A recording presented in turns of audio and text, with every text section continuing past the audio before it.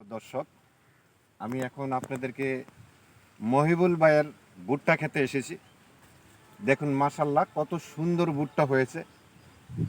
এখনও যেহেতু ভুট্টার ইয়াটা হয়নি, তবে গাছগুলো অনেক সুন্দর হয়েছে। অল্প জায়গার মধ্যে, মাত্র 1% জায়গার মধ্যে উনি করেছেন। হয়তো আর্থিক সমস্যার কারণে আরও বেশি করতে পারে নাই।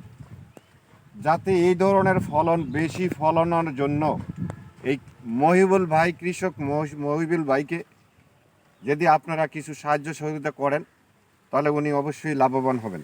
দেখেন অনেক সুন্দর ফল, আমি আপনাদেরকে ঘুরে দেখাচ্ছি।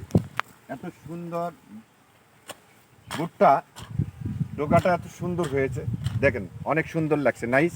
একটু পুরোটুক জায়গা দেখান মহিবুল ভাই, আপনি একটু কাছে আসেন আমার। তাই আপনি যদি, আসসালামু আলাইকুম মহিবুল ভাই, আপনি কেমন আছেন? ভালো আছেন?